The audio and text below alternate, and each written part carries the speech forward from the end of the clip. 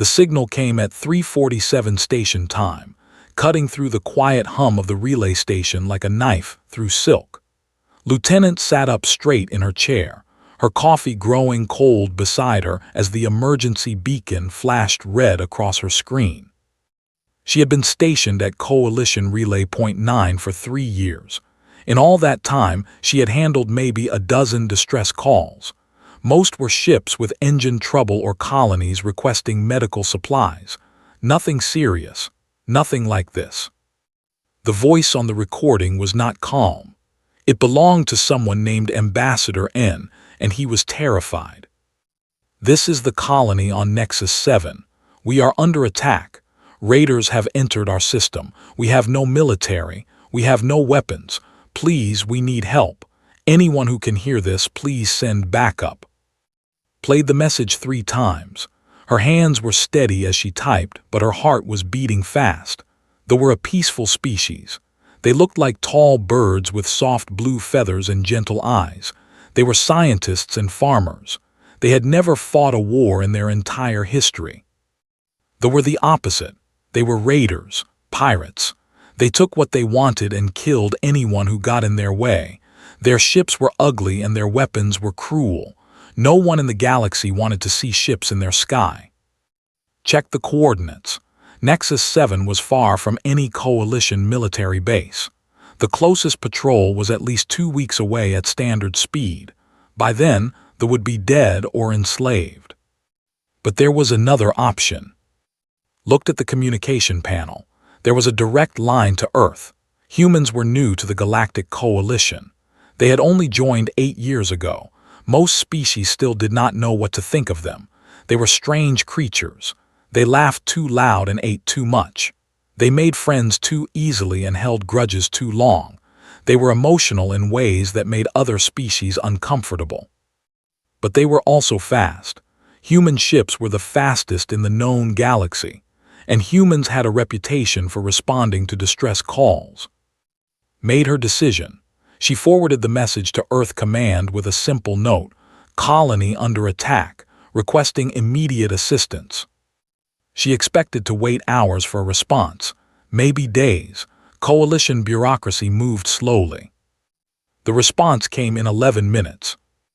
On Earth, Fleet Commander Ho was in the middle of his daughter's birthday party when his communicator buzzed. He looked at the message once, then twice. His face changed. His wife noticed immediately. "What is it?" she asked. "Raiders," he said, "attacking a peaceful colony, no defenses." His wife nodded. She had been married to a military man for 20 years. She knew what that look meant. "Go," she said. "We will save some cake for you." Ho kissed his daughter on the forehead, apologized for leaving early, and was in his command shuttle within 15 minutes. By the time he reached Fleet Station Alpha, his senior officers were already assembled. Captain stood at attention when he entered. She was young for her rank, only 32, but she had proven herself in 3 engagements. Her mind was sharp and her instincts were sharper. "Sir," she said, "we have the distress call. They are requesting backup." "I know," Ho said. He walked to the central display and pulled up the star map. Nexus 7 glowed red in the corner of the screen. "What do we have in the area?" "Nothing, sir, but we can reach them in 6 days at maximum burn." 6 days, a long time when your homes were burning. "How many ships can we send?" Ho asked. Hesitated. "Sir, the standard response to a raiding party is a reinforced squadron, 8 ships." "I did not ask what was standard. I asked what we can send." There was silence in the room. The other officers looked at each other, finally spoke again. "The Third Fleet is currently in dock for resupply. 12 capital ships, 47 support vessels, and full ground force complement. They could be ready to move in 4 hours. Ho nodded. "Do it." Sir, eyes went wide. "That is the entire Third Fleet for a single colony." "For a single colony," Ho confirmed. "Those people asked for help. They did not ask for a calculation of their strategic value. They did not ask us to weigh their lives against fuel costs. They asked for backup, Captain, and we are going to give them backup. The orders went out within the hour. Across Earth's orbital stations, ships powered up their engines. Soldiers grabbed their gear and ran to transport bays. Pilots climbed into their fighters and ran final checks. The news spread fast through the fleet. A peaceful colony was in trouble. Humans were going to help. On Nexus 7, Ambassador stood at the window of his office and watched the sky burn. Landing ships were descending on the outskirts of the capital city. He could hear the distant sound of weapons fire. His people were running through the streets, trying to find shelter. He had sent the distress call 12 hours ago. There had been no response. No help was coming. He had accepted this. The galaxy was large and they were small. No one would risk their ships and soldiers for a colony of farmers. His assistant rushed into the room. She was young, barely adult by standards, and her feathers were shaking with fear. "Ambassador," she said, "we have received a message." "From whom?" "From Earth." And felt his heart skip. Humans. He had never met a human. He knew little about them. They were new to the galaxy. They were said to be unpredictable. "What does it say?" His assistant looked at the inner hands. Her voice trembled as she read. "Message from Earth Command to Colony Nexus 7. Distress call received. Third Fleet dispatched. Estimated arrival 6 days. Hold on. Help is coming." And read the message himself. Then he read it again. Third Fleet. He did not know what that meant. He did not know how many ships that was, but something in the words gave him hope. The message did not say a ship is coming or we will send what we can. It said a fleet was coming, an entire fleet. "Tell our people," and said quietly. "Tell them to hold on, the humans are coming." 6 days. They only had to survive for 6 days. And looked at the burning sky, and for the first time since the attack began, he allowed himself to believe they might actually live through this. Far away across the vast darkness of space, 12 massive warships turned toward Nexus 7 and began to move. Inside those ships, thousands of human soldiers prepared for battle. They checked their weapons and wrote messages to their families. They did not know they had never met them, but none of that mattered. Someone had asked for help, and humans always answered. 6 days felt like 6 years. Ambassador had not slept more than a few hours since the attack began. They had taken the outer settlements on the first day. By the third day, they controlled half the planet. Now, on the 6th day, they were at the gates of the capital city. They had no army. They had never needed one. For 10,000 years, they had lived in peace. They studied the stars and grew their crops and raised their children. War was something that happened to other species. Now war had come to them, and they did not know how to fight it. And stood in the emergency bunker beneath the government building. Around him, his advisors argued in frightened voices. Some wanted to surrender. Some wanted to flee. Some simply sat in silence, too scared to speak. The human said 6 days and reminded them, "It has been 6 days, they will come." "And if they do not?" asked Elder Myra. She was the oldest member of the council, her feathers gray with age. "We have held as long as we can. Our people are dying. Perhaps surrender is the only choice left." Before Ann could answer, the ground shook. Dust fell from the ceiling. Everyone looked up in fear. "That was close," someone whispered. The door burst open, and a young communication officer rushed in. His feathers were wild and his eyes were huge. "Ambassador," he shouted, "ships, there are ships in orbit." Ann's hearts began to beat faster. "Human ships." I do not know, sir. I have never seen ships like this. There are so many of them." They ran to the communication center. The screens showed the orbital view, and what Ann saw made him stop breathing. Ships filled the sky above Nexus 7. Not one ship, not 10 ships, dozens of ships, huge ships bigger than anything they had ever built. They hung in space like mountains of metal, their hulls dark and covered in weapons. By the stars, Elder Myra whispered, what have we called to our world? The communication system crackled. A human voice came through, calm and clear. This is Fleet Commander Ho of the United Earth Third Fleet to Colony Nexus 7. We have arrived. Please respond. And grabbed the microphone with shaking hands. This is Ambassador N. We hear you, Commander. Thank the stars you have come. Ambassador, what is your situation? The control most of our planet. They are attacking the capital now. We have many wounded. We cannot hold much longer. There was a short pause. When Ho spoke again, his voice was harder. Understood. Ambassador, I need you to tell your people to stay indoors and away from windows. Things are about to get loud. The connection ended and looked at his advisors. No one knew what to say. In orbit, Captain stood beside Commander Ho on the bridge of the flagship. Through the viewing port, she could see the planet below. Smoke rose from dozens of locations across the surface. They have 47 ships in system, she reported. Mostly light raiders, a few heavy cruisers, nothing that can match our firepower.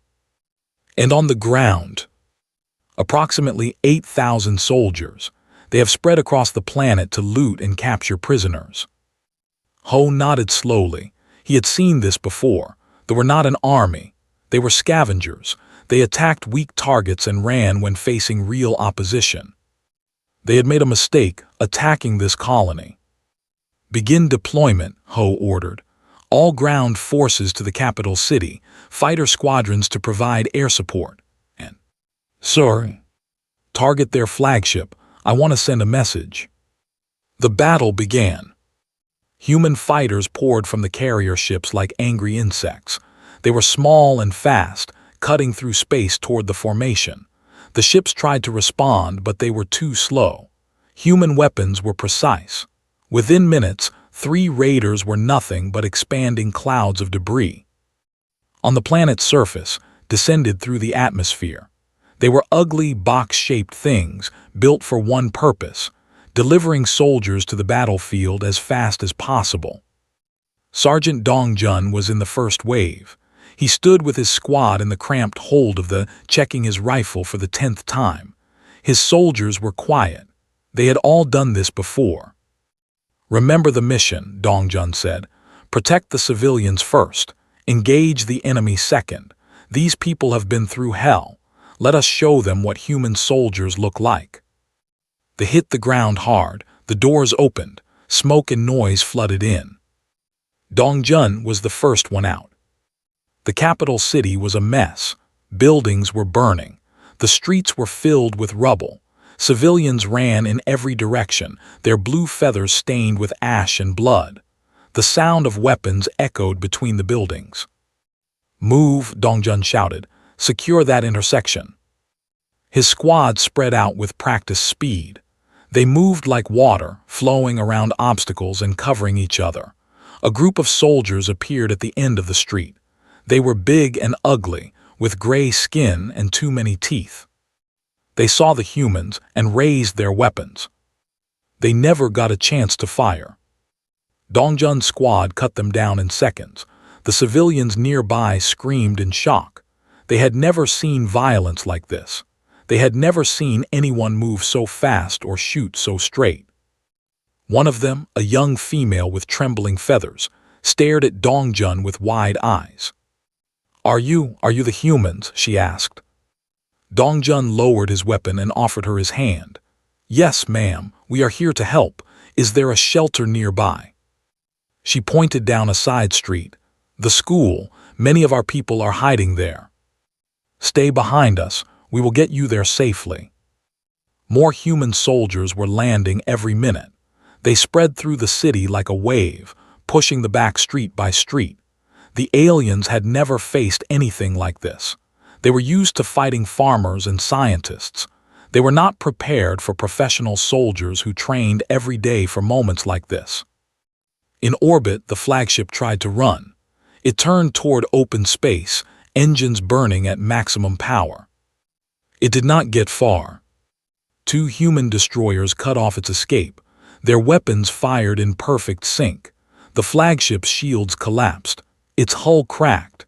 It broke apart in a shower of fire and metal. Commander Ho watched it die without expression. "Send a message to the remaining ships," he said. "Surrender or be destroyed. No other options." The message went out. Within an hour, 31 ships had powered down their weapons and raised the white flag. The others tried to run. None of them made it. On the ground, the battle continued for 3 more hours. They fought hard in some places, but they were outnumbered and human soldiers pushed them out of the city, then out of the settlements, then into the wilderness where they had nowhere left to go. By sunset, it was over. Ambassador N walked out of the bunker for the first time in days. The air smelled like smoke, but the weapons had gone silent. Human soldiers stood at every corner, their faces tired but proud. A woman in a captain's uniform approached him. She was not very tall, but she moved with confidence. "Ambassador N," she asked, "I am Captain. Commander Ho sent me to check on you." And looked at her. He looked at the soldiers behind her. He looked at the ship still visible in the darkening sky. "We asked for backup," he said quietly. "We expected maybe 100 soldiers, a few ships." Smiled. It was a warm smile, but there was something fierce behind it. "You asked for help," she said. "Humans do not calculate how much help is enough. When our friends call, we answer with everything we have." And felt tears forming in his eyes. He had not cried in 30 years. "Thank you," he whispered. "Thank you." Put a hand on his shoulder. "Do not thank us yet, Ambassador. The fighting is over, but the work is just beginning. We have wounded to treat and buildings to repair. I hope you do not mind, but we brought some engineers and doctors along with the soldiers." For the first time in 6 days, and laughed. The humans had not just come to fight. They had come to help in every way possible. He was beginning to understand why so many species talked about humans with such strange expressions on their faces. The battle was won, but the crisis was not over. Sergeant Dongjun walked through the ruins of what had once been a hospital. They had bombed it on the 2nd day of their attack. Now it was nothing but broken walls and scattered medical equipment. Somewhere beneath the rubble, there might still be survivors. "Over here," one of his soldiers shouted. Dongjun ran to the voice. Private One was kneeling beside a collapsed section of wall. She had found a small opening, barely big enough for a child to crawl through. "I hear something," one said.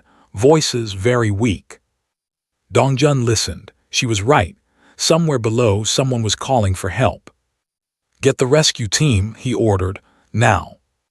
Within minutes, a dozen human soldiers were working to clear the rubble. They moved carefully, piece by piece, making sure they did not cause more collapse. It was slow work, but they did not rush. Every life mattered. 2 hours later, they pulled out 4 nurses and 11 patients. All of them were alive. The nurses had protected their patients with their own bodies when the bombs fell. They had been trapped for 4 days with no food and little water. One of the patients was a child.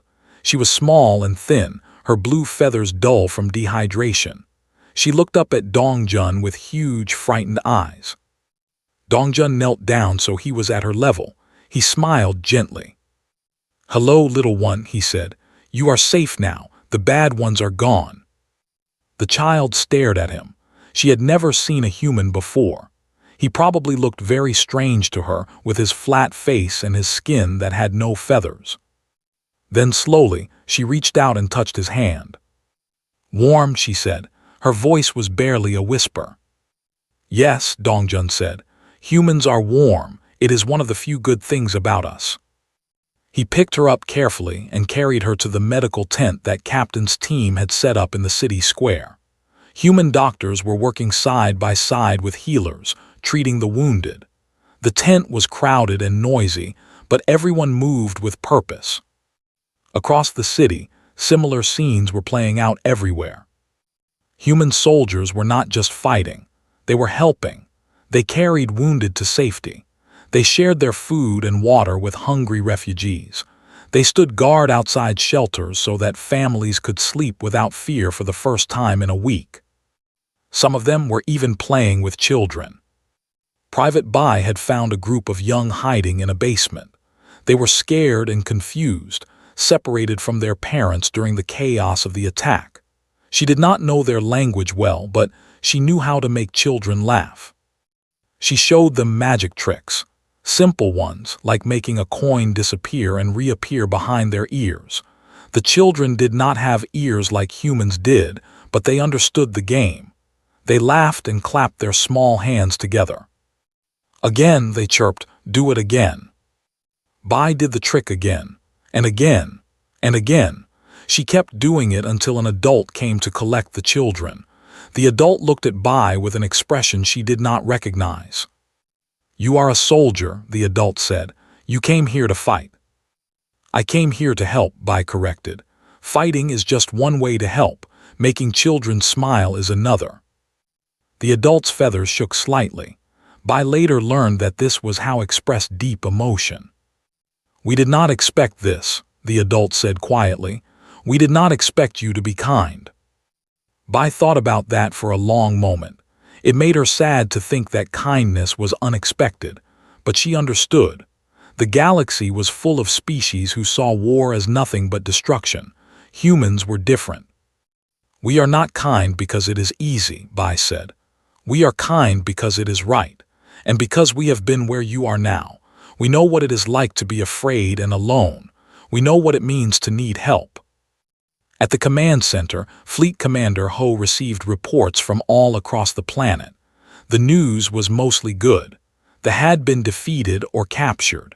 The worst of the fires were under control. Medical teams were treating thousands of wounded. But there were also problems.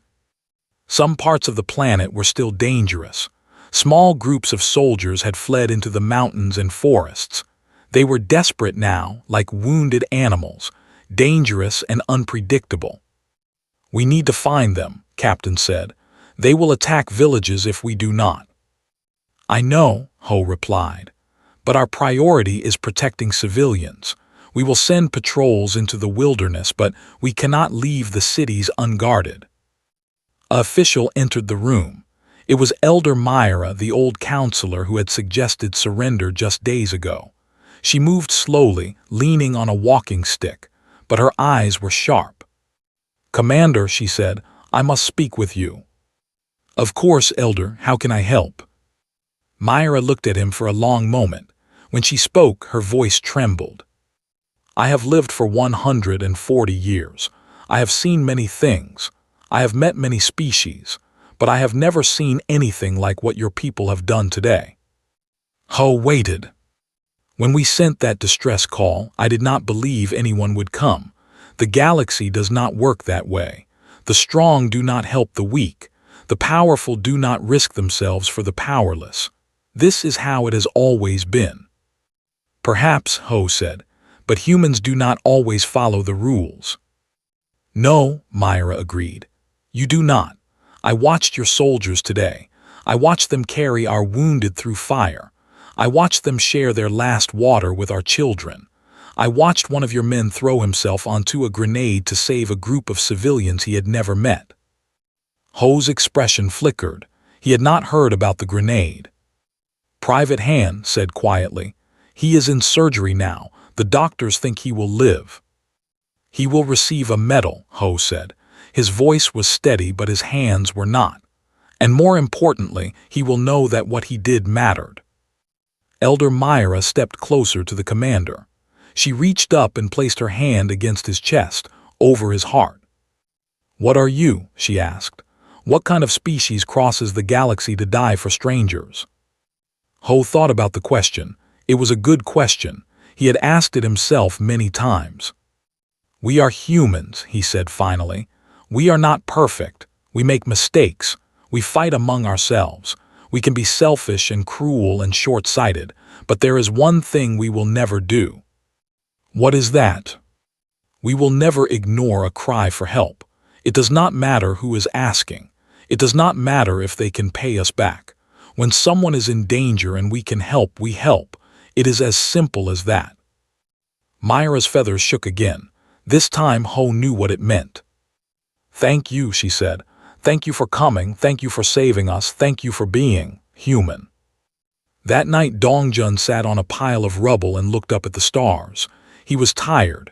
Every muscle in his body ached, but he could not sleep yet. There was too much to think about. A small figure approached him. It was the child he had rescued from the hospital ruins. She was wearing a blanket that was too big for her, and she was holding something in her hands. "For you," she said, offering it to him. It was a flower, a simple purple flower, probably picked from a garden that had somehow survived the bombing. Dongjun took it carefully. "Thank you," he said. "It is beautiful." The child smiled. Then she did something that surprised him. She climbed onto the rubble and sat beside him, looking up at the same stars. "My mother said humans are scary," she said. "But you are not scary, you are nice." Dongjun laughed softly. "I will take that as a compliment." They sat together in silence for a while. Two very different creatures from two very different worlds, sharing a moment of peace after days of horror.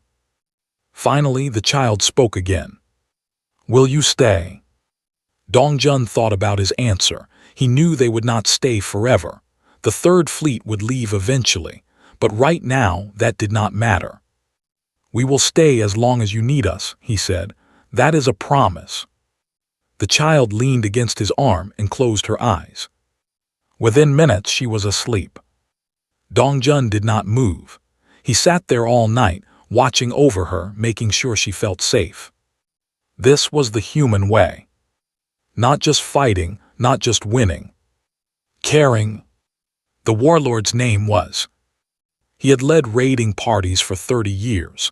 He had attacked dozens of colonies. He had killed thousands and taken even more as slaves. In all that time, no one had ever defeated him. No one had ever made him run. Until now. Stood in a cave deep in the mountains of Nexus 7. Around him were the remains of his army.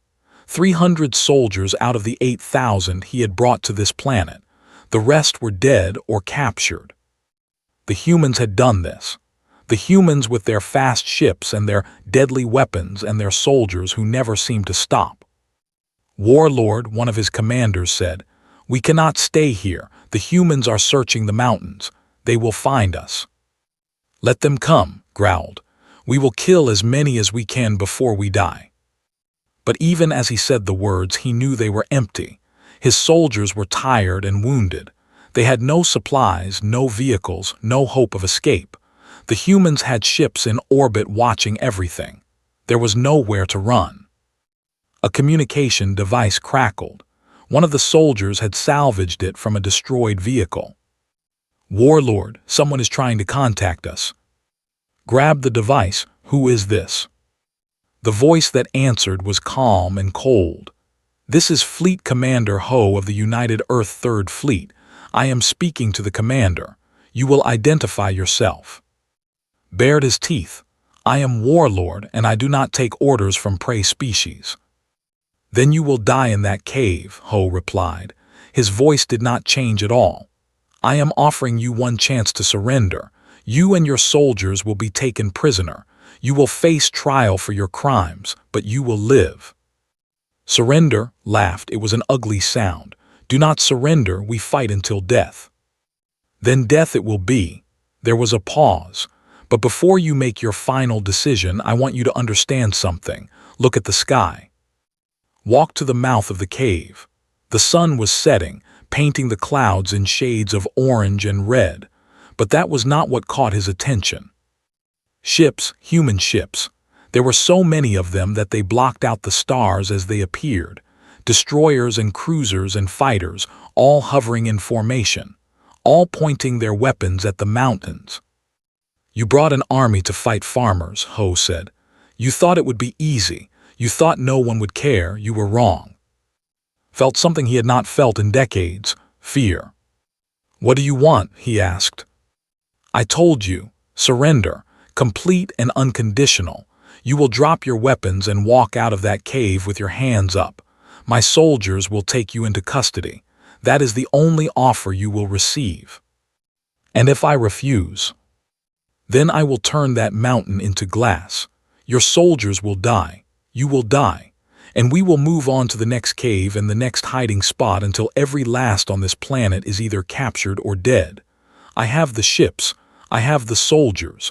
I have all the time in the world. His hands tightened on the communicator. He wanted to scream. He wanted to curse. He wanted to tell this human that the feared nothing. But it would be a lie. Why? Demanded. Why did you come here? This colony has nothing. No resources, no strategic value. These bird creatures cannot give you anything. Why risk your ships and soldiers for them? The human's answer came without hesitation. Because they asked for help. Did not understand. He could not understand. In his world, the strong took from the weak. That was the natural order. That was how things had always been. You are insane, he said. All of you, your entire species is insane. Perhaps, Ho agreed. But we are the kind of insane that travels across the galaxy to protect strangers. We are the kind of insane that does not count the cost when lives are at stake. And we are the kind of insane that will hunt you to the ends of the universe if you hurt innocent people. At the human command center, Captain watched Commander Ho with concern. His face was calm, but she could see the tension in his shoulders. Sir, she said quietly, the Galactic Coalition is asking questions. They want to know why we deployed an entire fleet for a single colony. Let them ask. Some species are calling this an overreaction. They say we wasted resources. They say we should have sent a smaller force and accepted higher casualties. Ho turned to look at her. His eyes were hard. Acceptable losses, he said. That is what they want us to calculate. How many lives are equal to one human ship? How many children are worth one fuel cost? That is how the galaxy thinks. That is why the galaxy is broken. I understand, sir, but the coalition... The coalition can send angry letters. I do not care. We did what was right. We saved thousands of lives, and we sent a message to every pirate and raider in the galaxy. What message? Ho smiled. It was not a warm smile. That humans do not bluff. When we say we will protect our allies, we mean it. When we say we will hunt down those who harm innocent people, we mean it. The thought they could attack a peaceful colony and face no consequences. Now they know better. In the mountains, made his decision. He thought about fighting. He thought about dying with a weapon in his hands, the way a warrior was supposed to die. But then he thought about his soldiers, 300 warriors who had followed him for years. They did not deserve to die in a cave, burned to ash by human weapons. Fine, he said into the communicator. We surrender. A wise choice. Walk out of the cave with your hands visible. Any weapon will be treated as a threat. My soldiers will take custody of you. Threw the communicator on the ground and turned to his soldiers. Drop your weapons, he ordered. We are surrendering to the humans. Warlord, one of his commanders, protested. This is shameful, we should fight. And accomplish what? We are beaten. The humans have won. The only question now is whether we die for nothing or live to fight another day. The soldiers did not like it, but they obeyed. One by one, they dropped their rifles and blades and explosives. Then they walked out of the cave with their hands in the air. Human soldiers were waiting. They were calm and professional. No shouting, no violence. They simply guided the into lines and began the process of securing them. Sergeant Dongjun watched from a distance. He felt no joy at the surrender. Victory always felt hollow to him. Too many people had died to make this moment possible. One of the soldiers passed close to him. It was a young one, barely adult by their standards. He looked at Dongjun with confusion in his eyes. Why? The young asked. Why did you fight so hard for them? Dongjun thought about the question. He thought about the child who had given him a flower. He thought about the nurses who had protected their patients. He thought about all the who had suffered and died. Because no one should have to face the darkness alone, he said. Because when someone asks for help, you help them. That is what it means to be human. The young stared at him for a long moment. Then he was led away by the guards. That night, Commander Ho sent a message to Earth Command. Operation complete, forces defeated, colony secured, casualties, 17 human soldiers killed, 94 wounded, estimated lives saved, 47,000. Third Fleet beginning relief operations, will remain on station until colony is stable. He put down the and looked out the window at the stars. 17 soldiers dead. Each one had a family. Each one had dreams and hopes and plans for the future. Each one had given everything for people they had never met. Ho would remember all of their names. That was his burden. That was the cost of command. But he did not regret his decision, not for a moment. Because those 17 soldiers had saved 47,000 lives.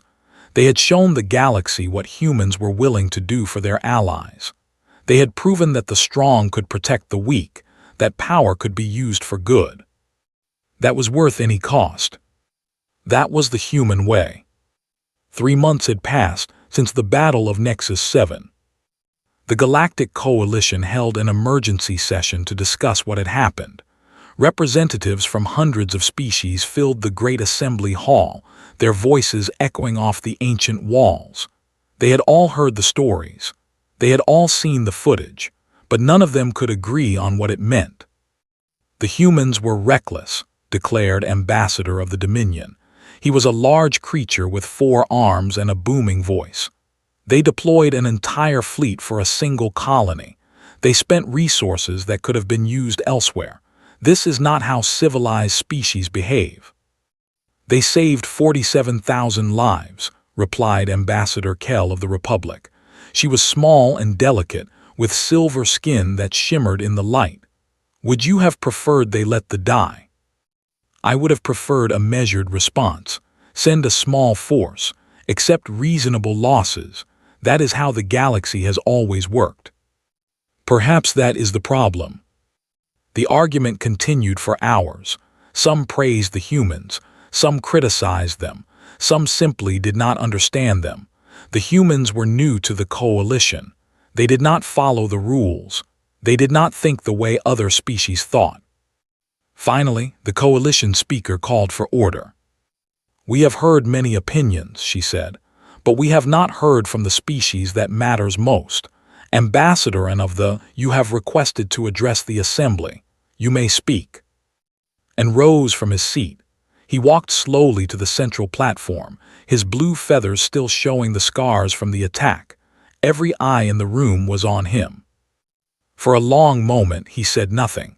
He simply looked at the assembled representatives, one by one.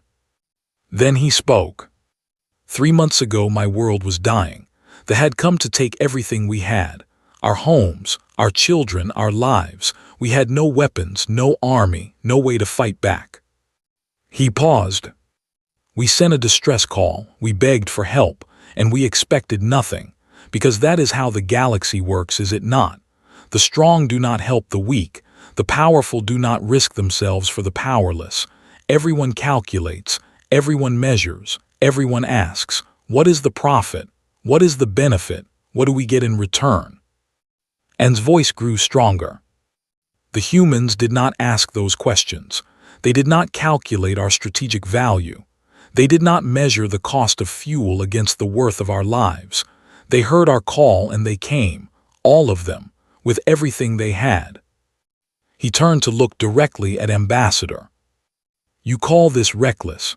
You call this a waste of resources, but I call it something else.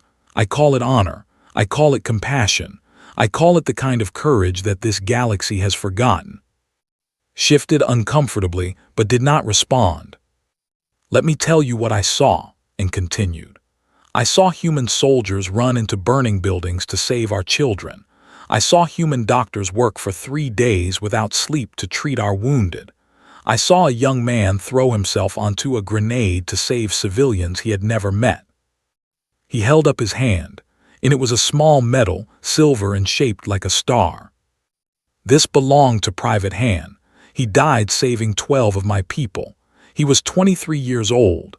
He had a mother and a father and a sister who loved him, and he gave his life for strangers. The assembly was silent. The humans have taught us something, and said.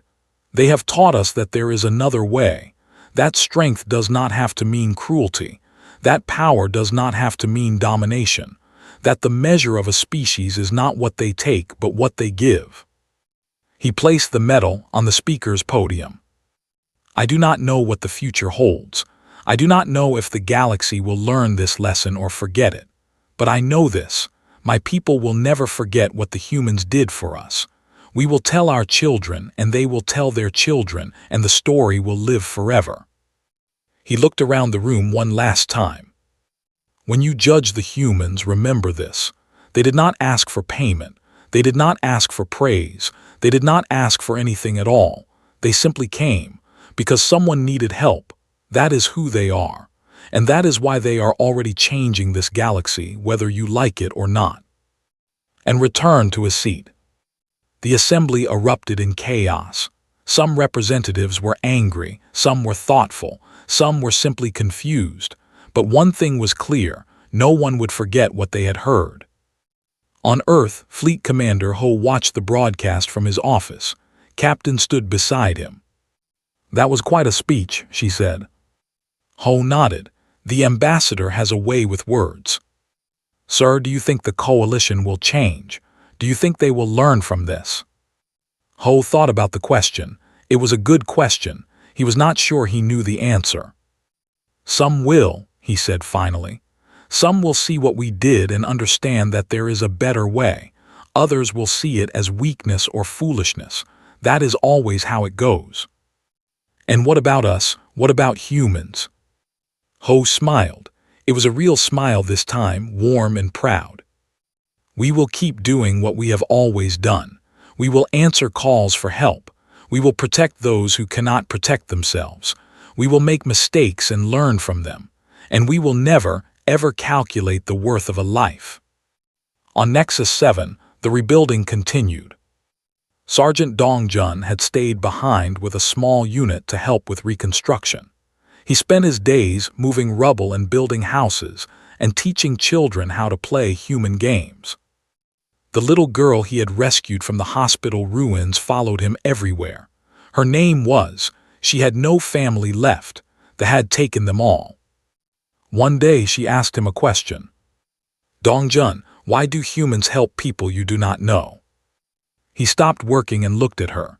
She was so small, so fragile, and yet she had survived horrors that would break many adults. Because someone helped us once, he said. A long time ago, when humans were young and weak, we learned that we could not survive alone. We needed each other. We needed to work together to protect each other, to care for each other. And that lesson never left us. But they are not humans. No, but you are people. You feel pain and joy and fear and love just like we do. You have families and dreams and hopes just like we do. And when people are suffering, it does not matter what species they are. What matters is that we can help. Thought about this for a while. I want to be like you, she said finally. When I grow up, I want to help people too. Dong Jun felt something catch in his throat. He knelt down and put his hands on her shoulders. Then you will be the best of all of us, he said, because you know what it is like to need help, and that makes you understand, truly understand, why helping matters. Smiled. It was the first real smile he had seen from her since the attack. That night Dong Jun sat on the same pile of rubble where he had sat 3 months ago. The city was different now. Buildings were rising from the ashes. Lights were appearing in windows. Life was returning. And in the sky above, the stars shone bright and clear. He thought about the future. He thought about all the colonies out there, all the peaceful species who lived in fear of raiders and pirates. He thought about the locked away in prison ships, facing justice for their crimes.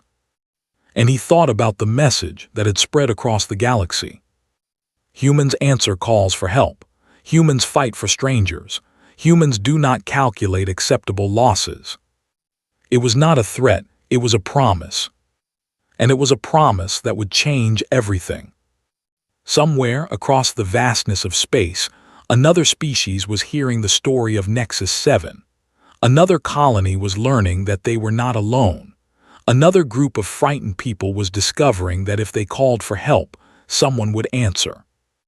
That was the legacy of the Third Fleet. That was the lesson of the human. And it was only the beginning.